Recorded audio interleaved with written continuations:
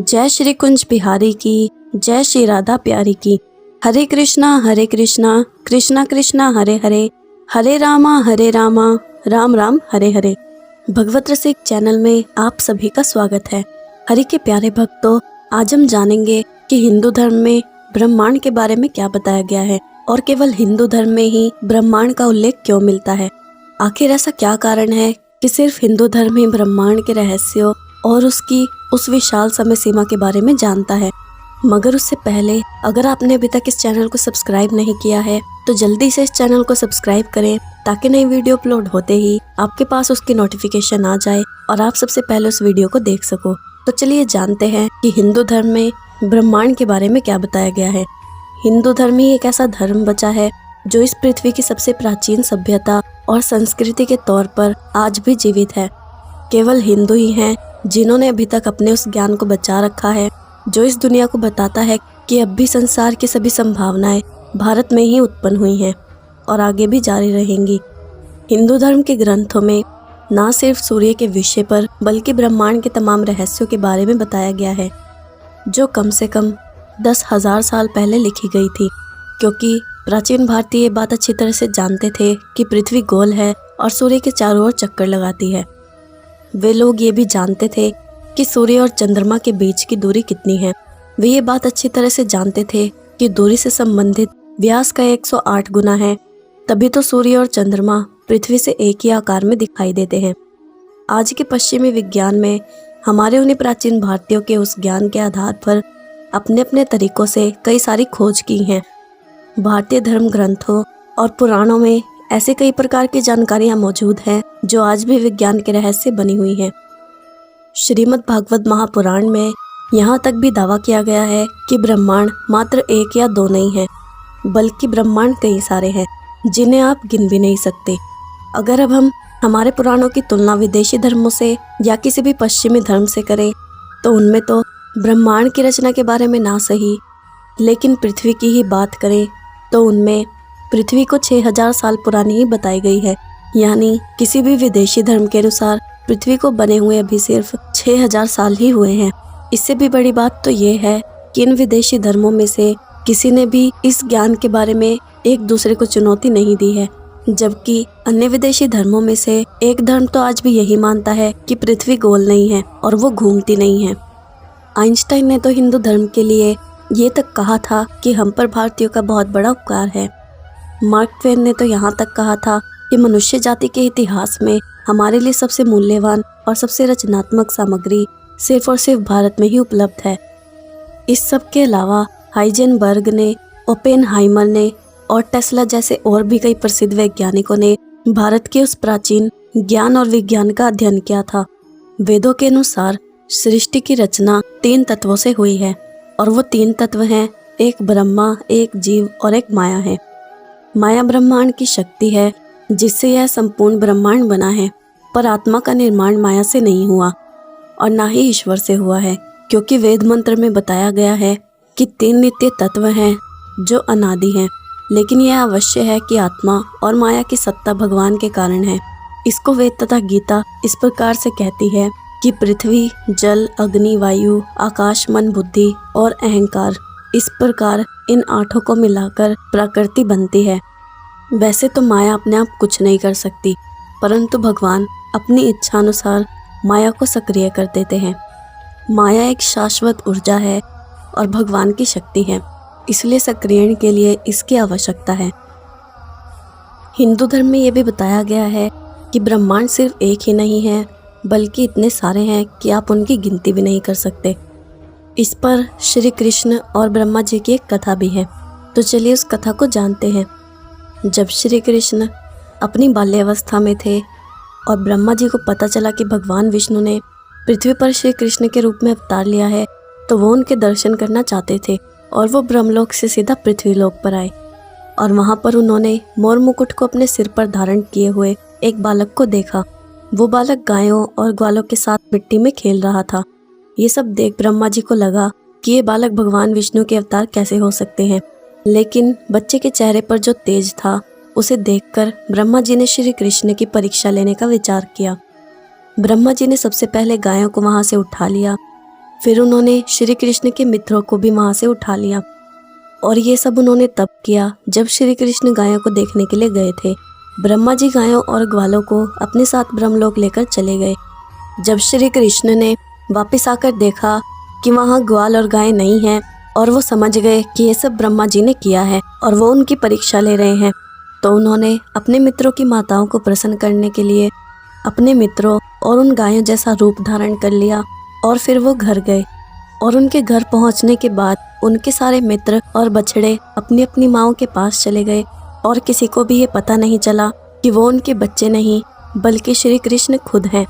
और ऐसे ही श्री कृष्ण ने 1 साल तक बछड़ों तथा अपने मित्रों के रूप में खुद को विस्तारित रखा और सब जगह उपस्थित रहे।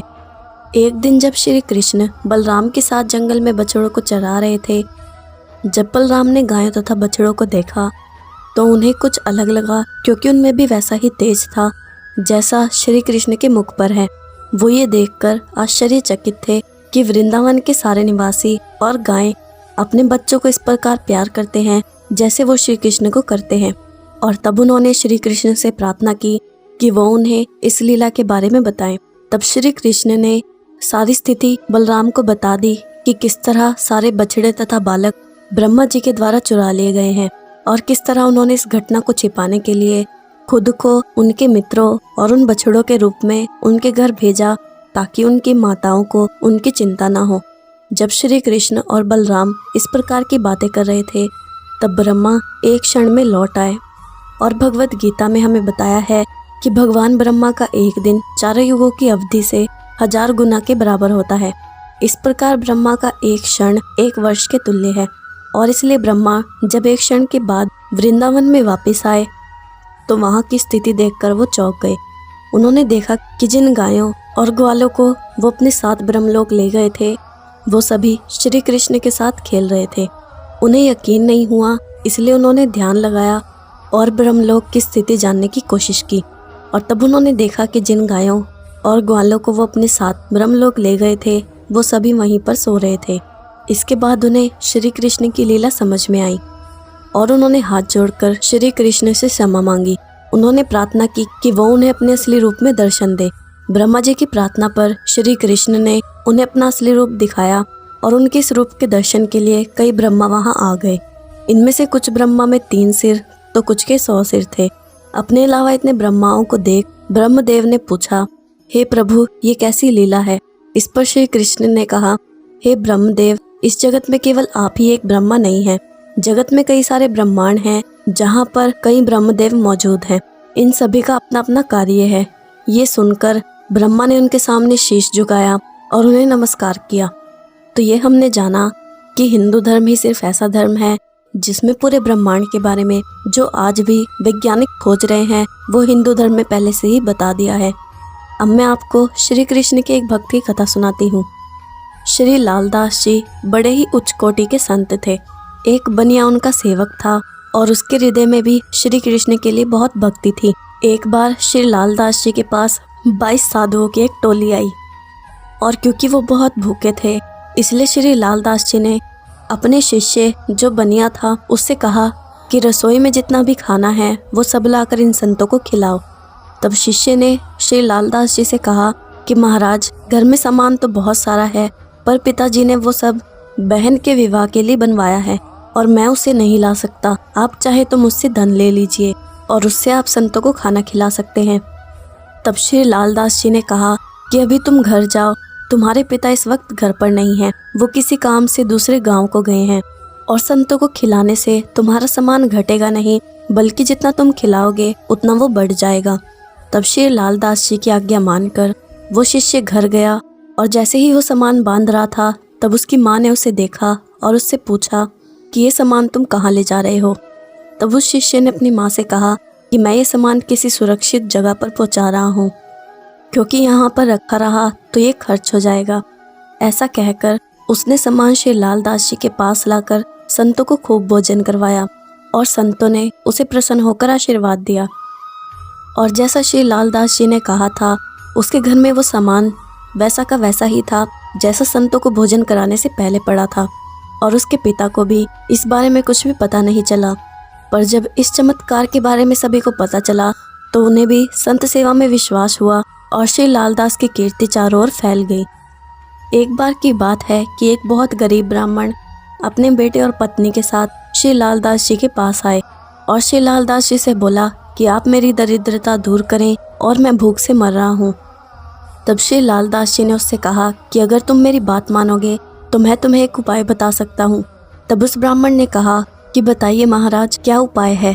तब श्री लालदास जी ने उससे कहा कि आज से ही तुम संतों और अतिथियों की सेवा शुरू कर दो। तब उस ब्राह्मण ने कहा कि भगवान, ये काम बिना धन के कैसे होगा। तब श्री लालदास जी ने उससे कहा कि इस कार्य में धन नहीं चाहिए, तुम्हें जब भी कुछ भी मिले तो तुम उसमें से चौथा अंश संतों की सेवा के लिए निकाल देना।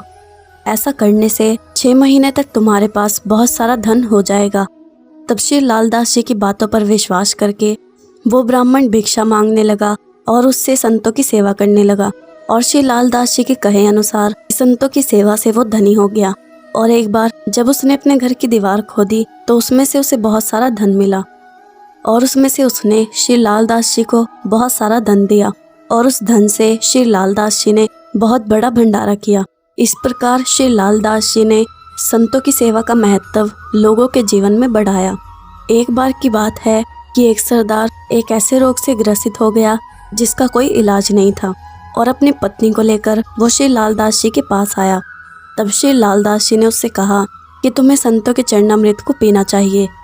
और जब उस सरदार ने संतों के चरणामृत को पिया तो कुछ दिनों में ही उसका रोग ठीक हो गया और फिर वो भी संतों की बहुत सेवा करने लगा। अब मैं आपसे विदा लेती हूँ। अगर आपको ये वीडियो अच्छी लगी हो या आपको इससे कुछ सीखने को मिला हो तो इस वीडियो को लाइक और शेयर ज़रूर करना और मुझे कमेंट में ज़रूर बताना कि क्या आपको पता था कि हिंदू धर्म ही ऐसा धर्म है जिसमें पूरे ब्रह्मांड के बारे में बताया गया है। जय श्री कुंज बिहारी की, जय श्री राधा प्यारी की। हरे कृष्णा कृष्णा कृष्णा हरे हरे, हरे रामा राम राम हरे हरे।